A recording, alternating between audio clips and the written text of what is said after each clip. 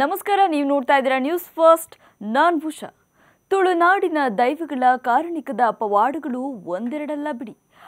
ಹಳ್ಳಿಗೂ ಊರಲ್ಲೂ ಒಂದೊಂದು ದೈವದ ನೂರಾರು ಪವಾಡದ ಕಥೆಗಳು ಸದ್ದು ಮಾಡ್ತಾನೆ ಇರುತ್ತೆ.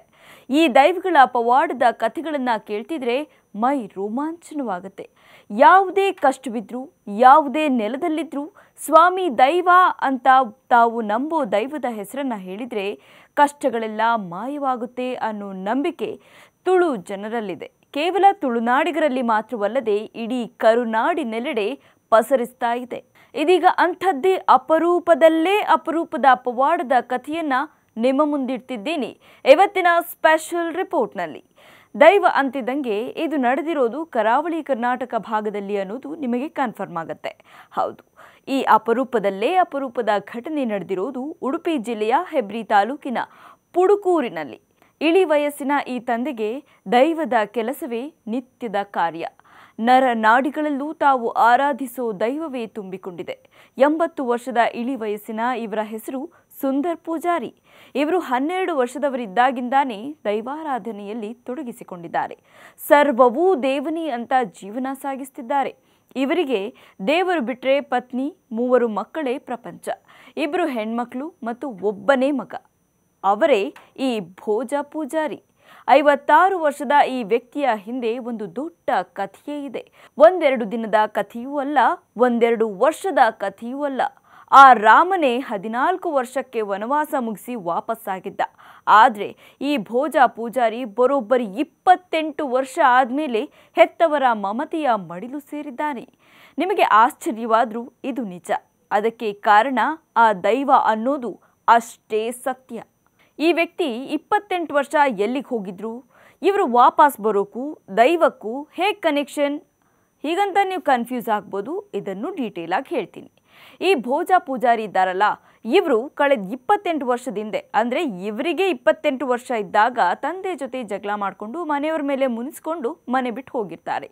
ಕೋಪದಲ್ಲಿ 1-2 ವರ್ಷ ಸುಮ್ಮನಿದ್ದ ಸುಂದರ್ ಪೂಜಾರಿಗೆ ಮತ್ತೆ ಮಗ ಬೇಕು ಅನ್ಸುತ್ತೆ. ಆದರೆ ಹುಡುಕೋಕೆ ಅವರ ಬಳಿ ಹಣ ಇರೋದಿಲ್ಲ, ವಯಸ್ಸಾಗಿರೋದ್ರಿಂದ ಶಕ್ತಿಯೂ ಇರೋದಿಲ್ಲ. ಹೀಗಾಗಿ ಅವರು ಕೂಡ ಸುಮ್ಮನಾಗಿರ್ತಾರೆ. ಇಳಿ ವಯಸ್ಸಿನಲ್ಲಿ ಮಗ ಜೊತೆಗಿರ್ಲಿ ಅಂತ ಬಯಸ್ತಾರೆ.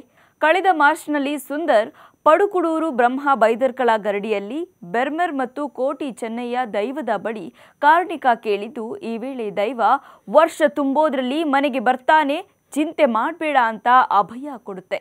ಅದರಂತೆ ವರ್ಷ ತುಂಬೋದ್ರ ಒಳಗೆ ಮಗ ವಾಪಸ್ಸಾಗಿದ್ದಾನೆ. ಆ ಕಡೆ ದೈವ ಭವಿಷ್ಯ ಹೇಳಿದ ಸ್ವಲ್ಪ ದಿನದಲ್ಲೇ ಭೋಜ ಪೂಜಾರಿ ತಮ್ಮ ಮೊಬೈಲ್ನಲ್ಲಿ ವಿಡಿಯೋವೊಂದನ್ನು ನೋಡ್ತಾರೆ. ಅದ್ಯಾವ ವಿಡಿಯೋ ಗೊತ್ತಾ? ತನ್ನ ತಂದೆ ಮಾತನಾಡಿದ್ದ ವಿಡಿಯೋ. ಕರಾವಳಿ ಭಾಗದವರಿಗೆ ಇವರ ಪರಿಚಯ ಇರುತ್ತೆ. ಉಡುಪಿಯ ಕಂಡೀರ ಖ್ಯಾತಿಯ ಉಪನ್ಯಾಸಕ ಮಂಜುನಾಥ್ ಕಾಮತ್. ಇವರು ವರ್ಷದ ಹಿಂದೆ ಊರ ಕಂಬಳ ನಡೆದಾಗ ಸುಂದರ್ ಪೂಜಾರಿಯವರ ವಿಡಿಯೋವನ್ನು ಮಾಡ್ತಾರೆ. ಕಂಬಳದ ಬಗ್ಗೆ ಮಾತನಾಡಿದ ಸುಂದರ್ ಪೂಜಾರಿಯವರ ಮಾತನ್ನು ಕೇಳಿ ವೃದ್ಧ ತಂದೆಯನ್ನ ನೆನೆದು ಮಗ ಭಾವುಕನಾಗ್ತಾನೆ. ತನ್ನ ತಂದೆ ಇನ್ನೂ ಬದುಕಿದ್ದಾರೆ ಅಂತ ಸಂತೋಷ ಪಡ್ತಾನೆ. ಜೊತೆಗೆ ಓಡೋಡಿ ಬರ್ತಾನೆ.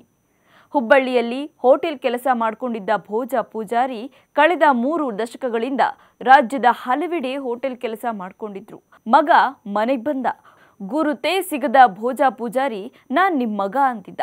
ಆದರೆ ಮನೆಯವರು ಯಾರೂ ಒಪ್ಪೋಕೆ ರೆಡಿ ಇರಲಿಲ್ಲ. ಆಗ ತಂದೆ ಮಗನ ಕೈ ನೋಡಿದ್ರು.